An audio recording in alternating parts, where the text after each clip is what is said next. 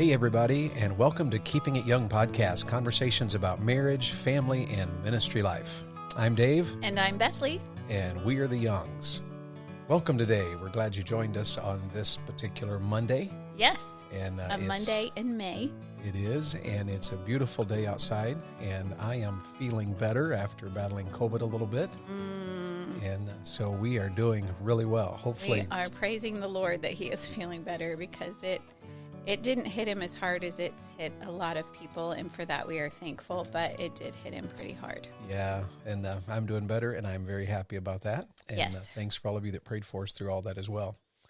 But we are doing really well. We've got a lot of plans coming up as far as we've announced to you that we've been working on the idea of coming up with some video series that'll be available for purchase in coming months. And in 2022, we have scheduled a couples Keeping It Young Couples Weekend, and we're hoping to do that in Gatlinburg. Yes, love that. And so we're very, very, very excited about all that God seems to be opening here, and we keep hearing from a lot of you along the way.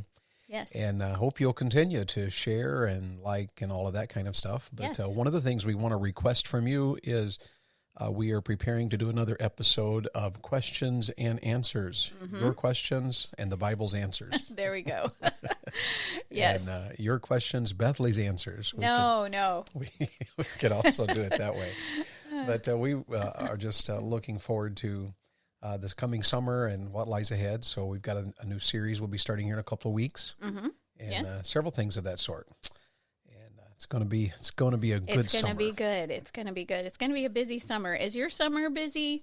All of you out there, do you always look forward to summer break and think, oh, we have so much time ahead of us? Nope. And then before you know it, you blink and it's time to go back to school. Yeah, our Jake just graduated, and so he's working this summer. He's got a job working in a day camp at our local church, so we're very thankful for that. Yes. And then we have Matthew, who, he's finished his junior year. Yes. And he's gone on staff at a church in Alabama. Yes. And getting married here in a few weeks. Yes, he Actually, is. I guess months. A couple of months. But so it's going to be a full and busy and exciting summer for our family, and I hope it is for yours as well. Yes. So let's jump into today's topic.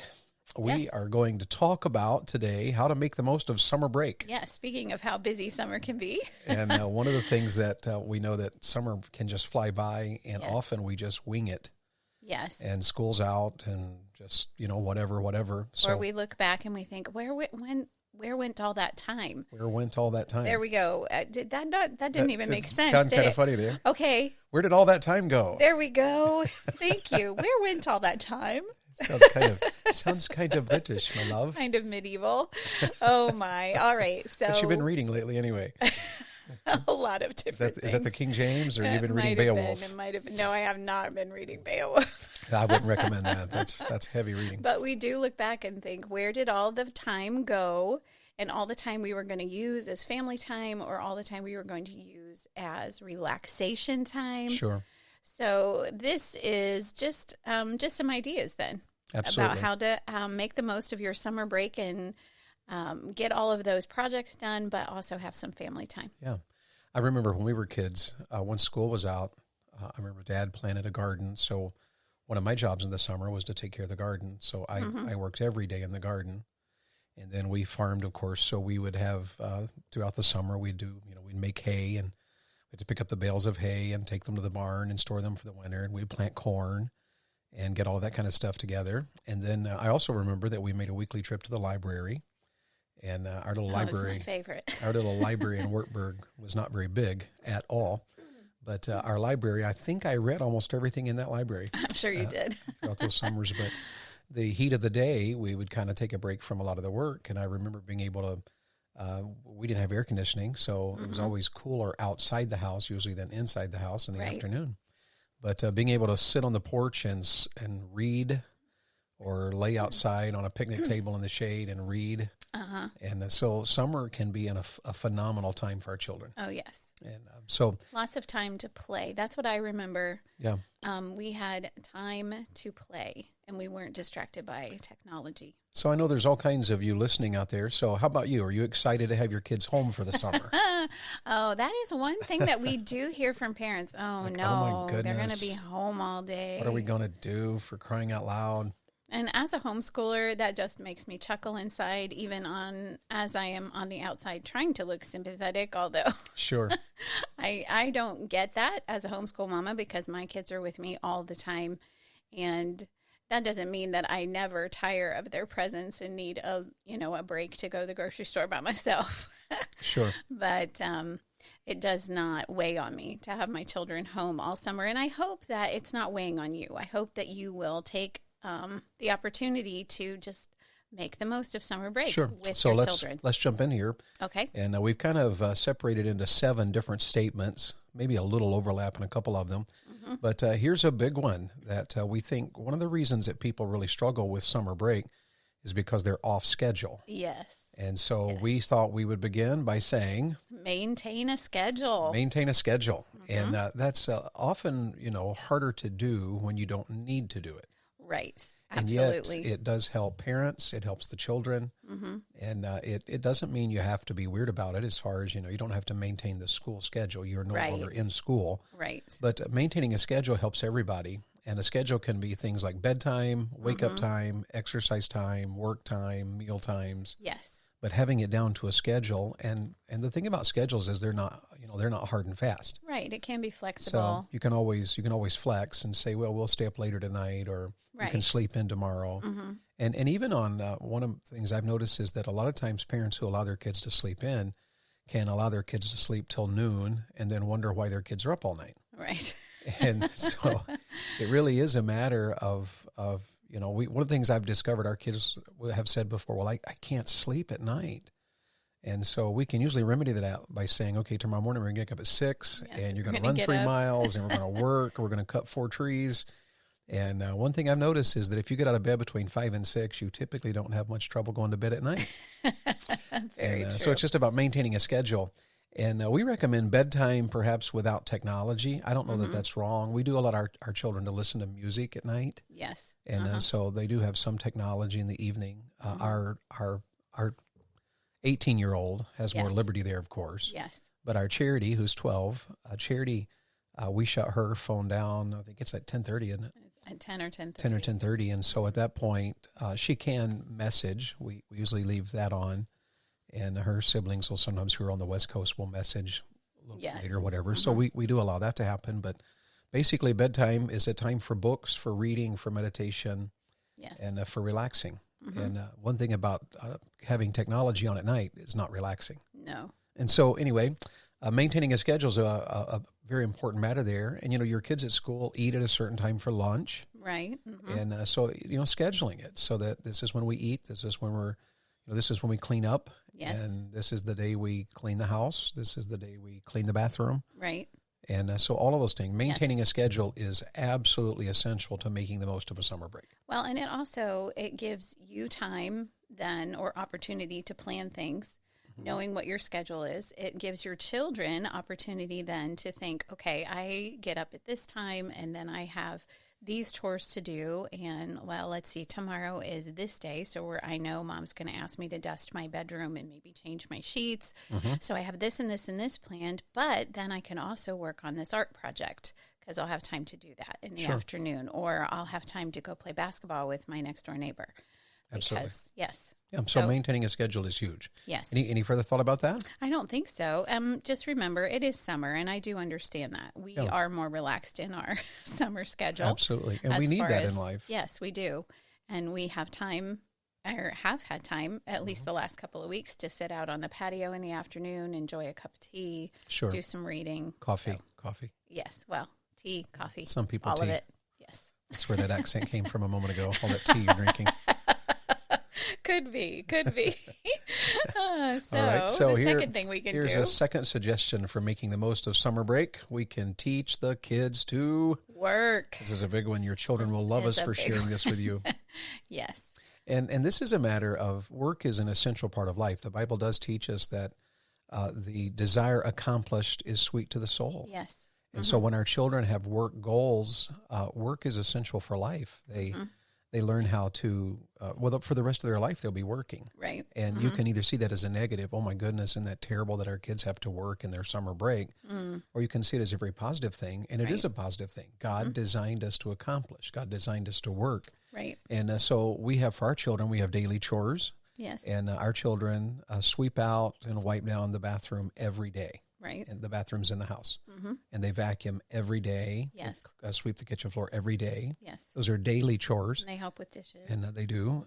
Even last night, our daughter made supper. She did. And of course, Bethany oversaw that. She's training her and teaching her, but it was a huge event last night that she made the meal. Yes. And it was actually pretty amazing.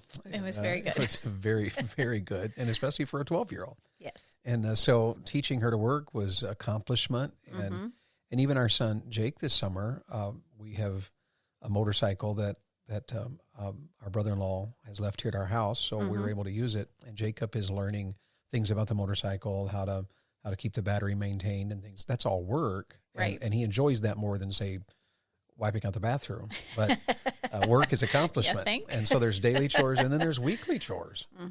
We just talked about that, having a day every week. Bethany, it's part of our schedule. Schedules that as where the children clean the house, and that's a weekly chore. Or we might work in the yard. Sure. And then there's wage earning jobs too. Yes. And so I remember when I was a kid, my uncle hired me, so I worked at his service station and made money. And I actually was able to buy my own motorcycle. Right. And then later buy my own car, just because of a wage earning job that started in the summer months. Yes. And our Jacob is working. Right. So those are part of making a summer break work, teaching the kids to work. Right. And if your children are a little bit older and they want to earn some money, there would be nothing wrong with them going through the neighborhood, asking if they could do some lawn work or maybe some different things for different neighbors. Walking dogs, I know, is a big thing right now. So they could earn some extra money if they'd like to. But I know I've heard some moms that part of the difficulty in having their children home all summer is not just that they're underfoot and they need to find things for them to do, but that there's extra work for them because they're home all day. The children are maybe dirtying more clothes, definitely dirtying more dishes, and eating more of the food, have to go to the grocery store more often, whatever. And so having the children help with those daily chores, that will take the burden off of you, Mom, too, if you have them help with that stuff. And as your kids get older, it would be probably a great idea for them to have a job. Oh, yes. Our older three all worked for Chick-fil-A. They did. And that was a blessing because it allowed us to maintain free Sundays. Yes. So our family could still worship together and make Sunday a day of services together. And they also, one thing about working at Chick-fil-A was a place where they were trained. Yes. And it invested in them in some pretty amazing ways. Yes, it did. And even our other son, our middle son, did some work in a plumbing business. Yes, he did. And that was good because, that's something you'll always need along the way. Things will tear up in his house someday. And so there's a lot that he learned. A lot of practical learning plus a wage earning job. So here's how you make the most of summer break. You maintain a schedule. You teach the kids to work. And then number 3. Set some daily, weekly, and monthly goals. And this one, sometimes I guess we can go overboard about it. But most people either don't do it at all or it's very weak. So the chances of erring would be erring on the side of not doing it rather than doing too much. And yes. Yeah. Yes. And you don't want to pack your summer full of, we have this goal. We have this goal as far as we're going to play all of these sports and we're going to take our children to all these different places. And then by the end of the summer, you're all too exhausted to get back into school. You don't want to do that. But you do want some. Yeah. And so here's a few ideas. You know, every family's going to be different. But you could do 1 hour of reading, and both of our children have picked up several books, especially our 12-year-old has really hit the reading stride this summer. She has. And last night was up pretty late, I noticed. Yes, she does. And she tends to stay leave up reading. That lamp burning. And so we've got to be aware of that. But 1 hour of reading or certainly no TV. Yes. Not just it's not that it's wrong to watch TV, but a lot of times the kids will get up and turn the TV on and just veg. Yeah, especially during the day. There's really no reason. So if you're going to use a TV, do it on purpose for a specific amount of time and be done with it. Yes. Or just no TV at all. Daily exercise is important. Get outside. Yes, it is. Go. Outside. Go run. Go lift weights. Go bike. Yes. And even in the summer, some goals could be projects. And I know one summer my mom and dad gave me the project of painting our house. And we had let it go for a while, so I had to scrape it with this, sandpaper as well as this this paint scraper, And so that was a massive undertaking. And I remember, once I got that done, having to go back and paint it. And so I worked some hours every day. It seemed like it took I know it didn't take the entire summer, but it felt like it did. But sure it was an amazing thing that that project was something I got done. And even this week, our Jacob has been able to take several pieces of furniture and sand them down and repaint them. Yes. And so that was looking really good. Yes. And here's a few others: car wash and wax. Yeah, detail that car. We do really. I love having a clean vehicle. So living here, you get a lot of moisture in the air, and so keeping a good coat of wax on the vehicles a couple of times a year is huge. Kids have done that and have done that very well. Yes. And then the big one for even all of our kids is learning to cook. Yes. And what we've discovered is that you don't have to make this a huge deal. It's just that Bethany cooks every day. And so during her cooking, to bring in one of the kids and say, hey, help with this. And while they're helping with this, they're learning how to cook. Yes, they are. And, they could work on yard projects, all kinds of things. And we even, just the other night at supper, we were just sitting talking, and we just asked the kids, what are some personal goals that you have, just to get them thinking and then to get their insight too. And they brought up some things that we hadn't thought about. And so it's really good just to set some goals for the summer. Yeah, and we have a few more free evenings here and there than we normally do. Right. Because summer schedule changes, and I'll be in and out some this summer. Right. And all, but one of the things we also talked to the kids about was, what could we do in the evenings? What are some different projects? Yes. Instead of always defaulting to, let's see what we can stream through VidAngel. Yeah. So we'll do VidAngel. Which is not wrong. Watch a movie here and there, but also there's puzzles to do and games to play. And yes. And our kids love it when we have a bonfire outside. Yes. And s'mores or something of that sort. So yeah, their mom loves s'mores too. So. Absolutely, she does. And so we can set some daily, weekly, and monthly goals. Simplify, keep those simple, but they can help you to face the summer. Yes. And then here's one that we're don't need to park on very long, so we talk about it a lot. Yeah, we even had a whole series. On this one, and that's just limit technology. Yes. By limit, you could do none. Your kids would be fine with no video games at all this summer. Right. Or no movies at all this summer. Yeah, that'd be fine. No, it's not. It doesn't have to be that extreme, but it certainly can be fine. And by limiting technology, I would say two things: schedule times and earn times. Yes. So let your kids schedule it to where they know every day they can play from, say, 1 to 2. Right. Or from 5 to 6. Or you can just say, is 45 minutes, is that fair? Ask them, because they'll be able to tell you, I only get, this many levels or whatever.